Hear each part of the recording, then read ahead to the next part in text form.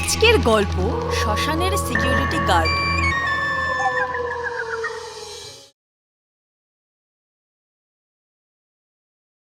একটি অভিশপ্ত গ্রাম, যে গ্রামে কোনো মহিলা নেই, যে গ্রামে ভূতেদের সিকিউরিটি গার্ডদেরও প্রবেশে ভয়।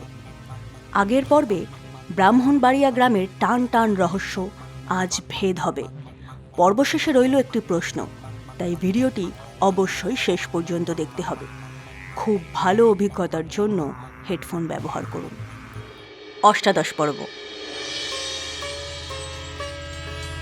তখন ঠিক দুপুর 2টো নিঝুম ব্রাহ্মণবাড়িয়া স্টেশনে ট্রেন এসে থামে, আর ট্রেন থেকে নামে বয়স্ক ভূতের ছেলে ও তার হবু পত্নী।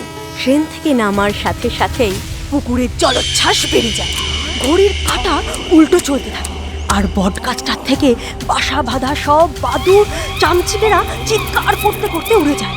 বয়স্ক ভূতের ছেলে এবং তার হবু পত্নীর কানে ভেসে আসে নূপুরের শব্দ। আমার না ভীষণ ভয় করছে। আহা, ভয় পেও না, আমিও শুনতে পেয়েছি। নিশ্চয়ই কোনো গ্রামের বাচ্চা মেয়ে পায়ের উপর পড়ে দৌড়চ্ছে। তুস, তোমাকে না বোঝানো, তাই কতবার বললাম যে একেবারে বিয়ের দিন এলেই পারতে না। ম্যাডামের এখনই গ্রাম দেখতে হবে। উফ, পারি না। এসে যখন পড়েছি তখন আর তো কিছু করার নেই। এবার কি আমাকে এখানেই দাঁড় করিয়ে রাখবে, না তোমার বাড়িতে নিয়ে যাওয়ার উপকারটাও করবে?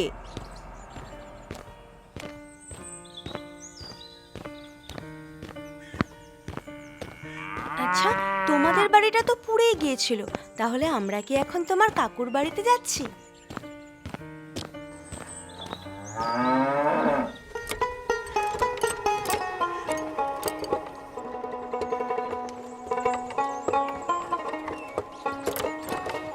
বাহ, কতই না সুন্দর তোমাদের গ্রাম। আমি না জেদ করলে তো নিয়েই আসতে না, সেই কবে থেকে বলছি। আর কতবার বলবো যে আমাদের গ্রাম অভিশপ্ত, এই গ্রামে বিয়ে হয় না, মহিলারাও ঢুকতে পারে না। তোমার জীবনের ঝুঁকি আছে এই গ্রামে, নেহাত বাবা দর্শন দিল বলে, নইলে নইলে বিয়ে তো ছড়ো, আমি আসতামই না এই গ্রামে আর। আচ্ছা বাবা, ঠিক আছে, এখনই তো আর শাকচন্নির হাতে মরে যাচ্ছি না, তাই এই যাত্রাটার মজা নাও, আর আমাকেও একটু নিতে দাও।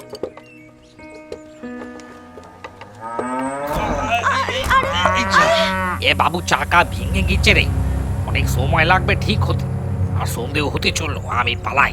এই গাড়ি কাল সকালে এসে নিয়ে যাবো। এই গ্রামে এসেছি জানলি বাড়ির লোক আর আস্ত রাখবেনি। এ আমার সাথে একজন মেয়ে, সর্বনাশ, ঘোর অনর্থ রে বাবা। গরুগুলোকে রাখাই যেতে হবে। আরে শোনো, আরে দাঁড়াও, শোনো। ভূতের যা উপদ্রব বাবা। চালক আর কারোর কথা শুনে না, সে ভয়ে পালাতে থাকে। অগত্যা তাকেও তার হবু পত্নীকে হাঁটা লাগাতে হয়। এদিকে সন্ধ্যা নেমে এসেছে। অদ্ভুত ব্যাপার হলো তারা যে ভাঙা গাড়িটার সামনে থেকে হাঁটা চালু করেছিল, ঘুরে ফিরে সেখানে এসে দাঁড়াচ্ছে, এবং যেখান থেকে হাঁটা শুরু করছিল বারবার সেইখানে এসে পৌঁছচ্ছে। এবং সেই জায়গাটা হলো সেই পুরনো বটগাছের তলা। ভীষণ ভয় পেয়ে বয়স্ক ভূতের ছেলে বলে, দেখো, উৎপাত শুরু হয়ে গেছে, আমি বারণ করেছিলাম, এবার আর কেউ বাঁচবো না গো, কেউ বাঁচবো না। তুমি তোমার বাড়ির রাস্তা ভুলে যাবে আর তার দোষ দেবে অন্য কিছুর? চলো চলো তো, বাজে না বকে রাস্তা খোঁজো।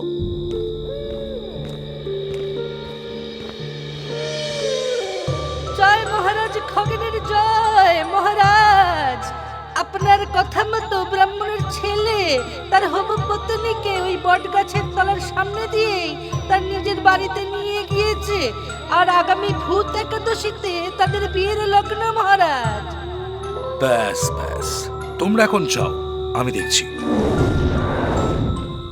প্রেত স্কোয়াড, হুকুম মহারাজ। ছদ্মবেশে ওই গ্রামে প্রবেশ করো, আর বিশেষ করে লক্ষ্য করবে যে রাত্রে কোনোভাবেই যেন ওই ব্রাহ্মণের ছেলের হবু পত্নী পুকুরের দিকে না যায়। উই আর রেডি মহারাজ।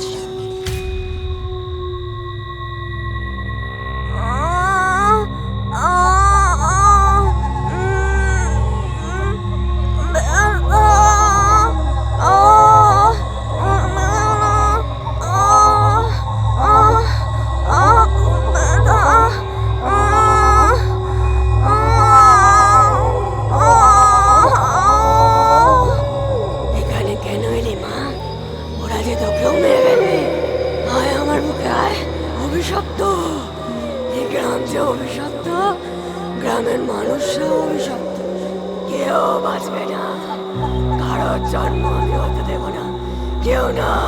ওরা মহিলাদের সম্মান দেয় না। তুই বেঁচে থেকে কি করবি?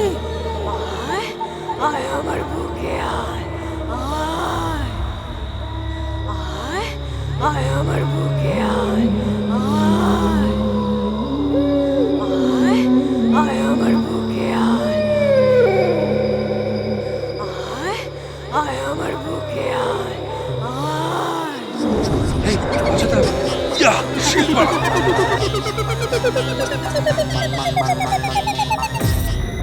মহারাজ, আমার ছেলে আর বিয়ে করতে চাইছে না। সে ভীষণ ভয় পেয়ে গিয়েছে। আপনি কিছু একটা করুন। হ্যাঁ, আর কি করব? আপনার ছেলের কোণে সেজে বিয়ে করে নেব? অপরাধ নেবেন না মহারাজ, তবে আমার ছেলে আর তার হবু পত্নী জ্যান্ত শহরে ফিরতে পারলে হয়। যে অশরীরী শক্তি আমায় ও মালতীকে মেরেছে, সে আবার আমার ছেলেকেও না। আপনাকে যা বলার আমি আগেই বলেছি। নির্ধারিত সময়ে বিয়ে করতে বলুন আপনার ছেলেকে। কোনো ভয় নেই, কারণ সবার আগে আমি কালই জামাই সেজে বউ নিয়ে ব্রাহ্মণবাড়িয়া যাব। নয় হ্যাঁ,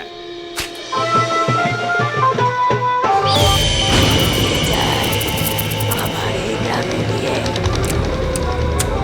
ধ্বংস হয়ে যাবে, সব ধ্বংস হয়ে যাবে।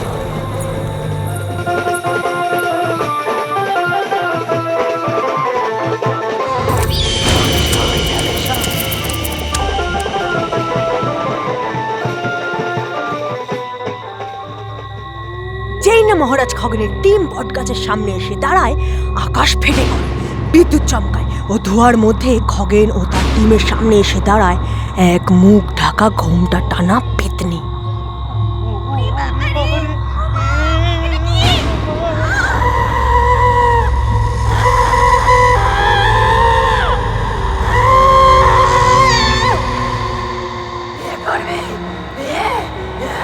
আগুন লাগিয়ে দেবো, ভরসা করে দেবো, কেউ বিয়ে করতে পারবে না, কেউ না। রক্ত খাবো, রক্ত।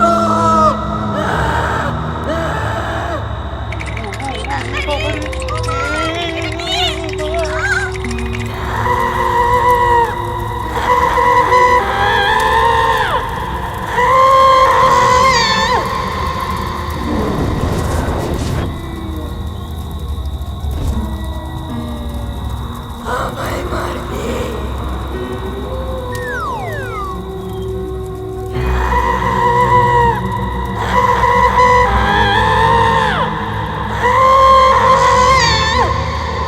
এবার তোকে কে বাঁচাবে রে?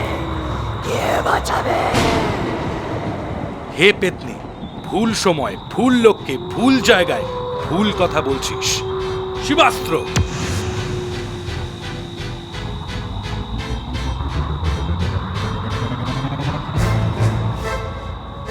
প্রেতো স্কোয়াড,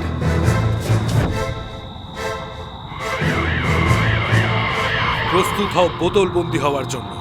প্রজন্মের প্রতি, মহিলাদের প্রতি এত জ্বালা।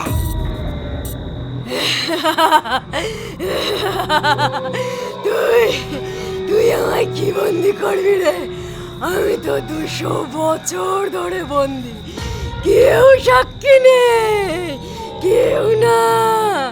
সাক্ষী দেবে, সাক্ষী দেবে এই বট গাছ। মানে পেতনির চোখে জল আসে। পেতনি খগেনকে জানায় আজ থেকে প্রায় কয়েকশো বছর আগে এই গ্রামেও নাকি অনেক পরিবার তার স্বামী স্ত্রীদের নিয়ে সুখেই বসবাস করত। এই গ্রামেও নাকি ছিল অনেক মহিলা আর ছোট ছোট কন্যা সন্তানরা। কিন্তু কিন্তু এই বয়স্ক ব্রাহ্মণ ভূতের পূর্বসূরীরা ছিল ভীষণ অত্যাচারী। একবার এই গ্রামে খরা পড়ায় তারা এক বসন্তে বিধান দেয় যে এই গ্রামে এত সংখ্যক মহিলা থাকার জন্যই নাকি পাপ লেগেছে। তাই তারা কন্যা সন্তান প্রজননে রোগ লাগায় এবং এক দুর্গা ষষ্ঠীতে প্রায় একসাথে 50 জন কন্যা সন্তানদের ওই পুকুরে ভাসিয়ে দেয় ও তাদের মায়েদেরও কন্যা সন্তান জন্ম দেওয়ার অপরাধে একে একে ওই বট গাছে বেঁধে পিটিয়ে মেরে ফেলে। আর তাদের মধ্যেই একজন ছিলাম আমি।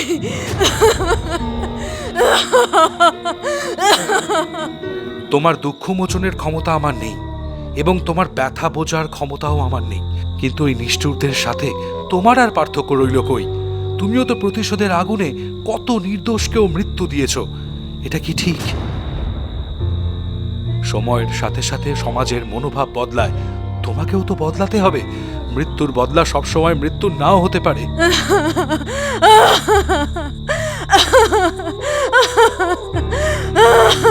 ভূত হয়ে মানুষের সমাজে থাকা মোটেও ঠিক নয়। চিন্তা নেই, বোতলবন্দি হতে হবে না। ভূত সমাজে তোমাকে সাদর আমন্ত্রণ। ব্রাহ্মণবাড়িয়া গ্রামকে অভিশাপ মুক্ত করো, শুরু হতে দাও নতুন কিছু।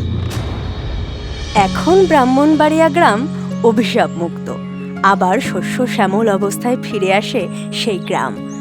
আসে নতুন প্রাণ, ঘর আলো করে জন্ম নেয় কন্যা সন্তানরা।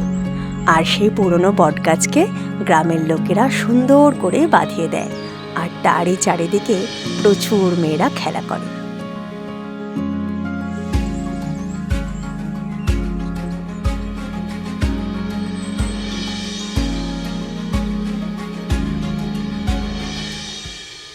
থ্যাঙ্কস বাটনে ক্লিক করে সাপোর্ট করুন।